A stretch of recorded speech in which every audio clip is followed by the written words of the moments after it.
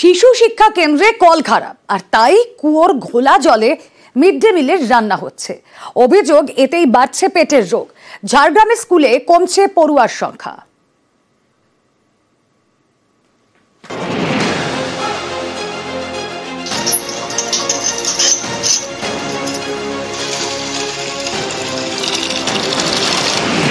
কুয়ো থেকে তোলা হচ্ছে জল, এই ঘোলা জলে রান্না করা হচ্ছে মিড ডে মিল।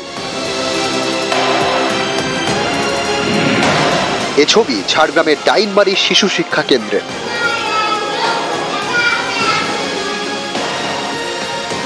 ঝাড়গ্রাম গ্রাম পঞ্চায়েত, এখানকার ডাইমারি এলাকায় শবর আর আদিবাসীদের বাস।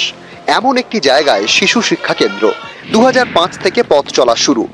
1 থেকে 4 পর্যন্ত পড়াশোনা হয়। এই স্কুলে খাবার জলের জন্য কল একটি। অভিযোগ মাস 6 আগে সেটি খারাপ হয়ে যায়। শুরু হয় জলের সমস্যা। স্কুল কর্তৃপক্ষের দাবি, এ নিয়ে বারবার পঞ্চায়েত অফিস এবং বিডিও অফিসে জানালেও লাভ হয়নি। তাই কুয়োর ঘোলা জলে মিড ডে মিলের রান্না হয়। অভিভাবকদের দাবি, এতে বাড়ছে পেটের রোগ। জলের সমস্যা আছে। কোন জল খায়? ওই আমাদের গ্রাম থেকে কুয়ার থেকে নিয়ে আসে, ওইখান থেকে জল দিতে হয়।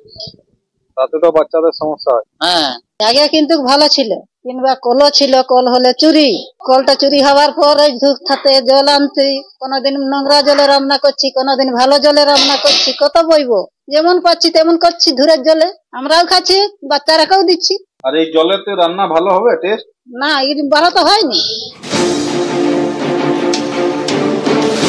স্কুলের 4টি ঘর, 2টি ক্লাসরুম, একটি টিচার্স রুম, আরেকটি ঘরে মিড ডে মিলে রান্না হয়। অভিযোগ, বৃষ্টি হলে টিনের ছাউনির ফাঁক গলে ক্লাসে জল পড়ে। স্কুলের বাথরুমে ঝোপ জঙ্গল, এরই মধ্যে জলের সমস্যা। এতে কমছে পড়ুয়ার সংখ্যা। জলের সমস্যাটা বেশি আছে। আমি ব্লকেও জানিয়েছিলাম এবং অঞ্চলেও জানিয়েছিলাম। ঠিক আছে, আমরা দেখছি, চেষ্টা করে কতদূর কি করতে পারি। জল কোথা থেকে আনতে? জল এই যে পাশের গ্রামে ওই কলের জল বা জায়গা মানে সচরাচর ময়লা ব্যবহার আছে, সেই জলটা আনি মোটামুটি রান্না হয়, আর ওইটাই মোটামুটি পানি হয়।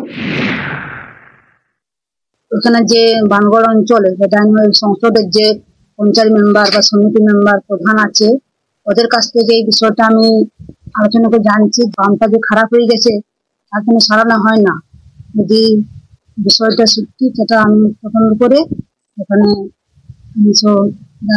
পাঠাবো যে কলটা যাতে তাড়াতাড়ি সারানোর ব্যবস্থা করা হয়। ঝাড়গ্রাম থেকে রাজু সিং, নিউজ 18 বাংলা।